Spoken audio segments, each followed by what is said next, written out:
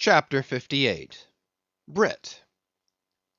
Steering north-eastward from the Crozetts, we fell in with vast meadows of brit, the minute yellow substance upon which the right whale largely feeds.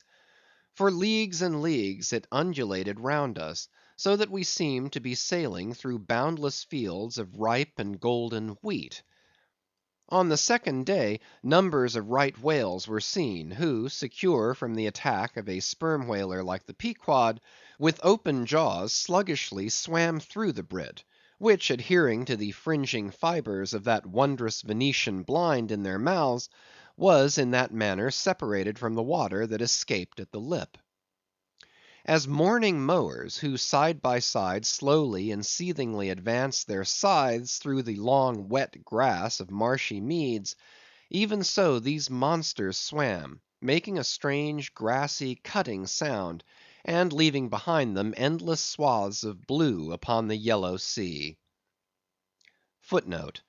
That part of the sea known among whalemen as the Brazil Banks does not bear that name as the banks of Newfoundland do, because of there being shallows and soundings there, but because of this remarkable meadow-like appearance, caused by the vast drifts of brit continually floating in those latitudes, where the right whale is often chased.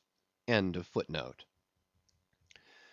it was only the sound they made as they parted the brit, which at all reminded one of mowers.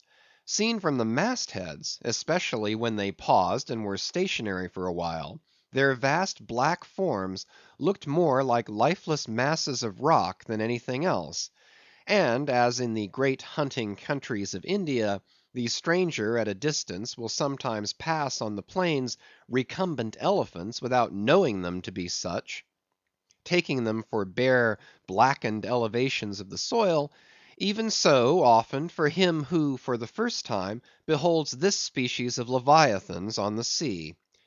And even when recognized at last, their immense magnitude renders it very hard really to believe that such bulky masses of overgrowth can possibly be instinct in all parts with the same sort of life that lives in a dog or a horse.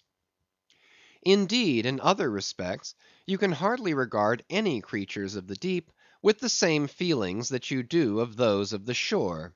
For though some old naturalists have maintained that all creatures of the land are of their kind in the sea, and though taking a broad general view of the thing, this may very well be; yet coming to specialties, where, for example, does the ocean furnish any fish that in disposition answers to the sagacious kindness of the dog? The accursed shark alone can in any generic respect be said to bear comparative analogy to him. But though to landsmen in general the native inhabitants of the seas have ever been regarded with emotions unspeakably unsocial and repelling; though we know the sea to be an everlasting terra incognita, so that Columbus sailed over numberless unknown worlds to discover his one superficial western one; though by vast odds the most terrific of all mortal disasters have immemorially and indiscriminately befallen tens and hundreds of thousands of those who have gone upon the waters; though but a moment's consideration will teach, that however baby man may brag of his science and skill, and however much, in a flattering future, that science and skill may augment, yet forever and forever, to the crack of doom, the sea will insult and murder him, and pulverize the stateliest, stiffest frigate he can make; nevertheless, by the continual repetition of these very impressions, man has lost that sense of the full awfulness of the sea which aboriginally belongs to it. The first boat we read of, floated on an ocean that with Portuguese vengeance had whelmed a whole world without leaving so much as a widow. That same ocean rolls now; that same ocean destroyed the wrecked ships of last year. Yea, foolish mortals, Noah's flood is not yet subsided; 2/3 of the fair world it yet covers. Wherein differ the sea and the land, that a miracle upon one is not a miracle upon the other? Preternatural terrors rested upon the Hebrews, when under the feet of Korah and his company the live ground opened and swallowed them up for ever. Yet not a modern sun ever sets but in precisely the same manner the live sea swallows up ships and crews.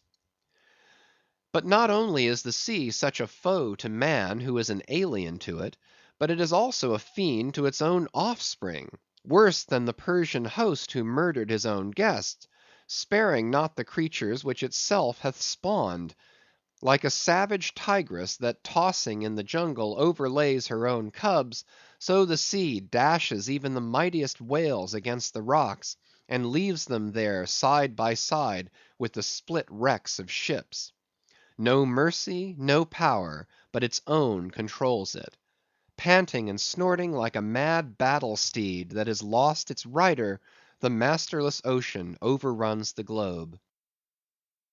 Consider the subtleness of the sea; how its most dreaded creatures glide under water, unapparent for the most part, and treacherously hidden beneath the loveliest tints of azure. Consider also the devilish brilliance and beauty of many of its most remorseless tribes, as the dainty embellished shape of many species of sharks. Consider, once more, the universal cannibalism of the sea, all whose creatures prey upon each other, carrying on eternal war since the world began. Consider all this, and then turn to this green, gentle, and most docile earth.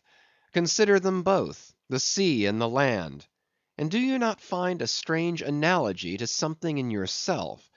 For as this appalling ocean surrounds the verdant land, so in the soul of man there lies one insular Tahiti, full of peace and joy, but encompassed by all the horrors of the half known life. God keep thee! Push not off from that isle; thou canst never return.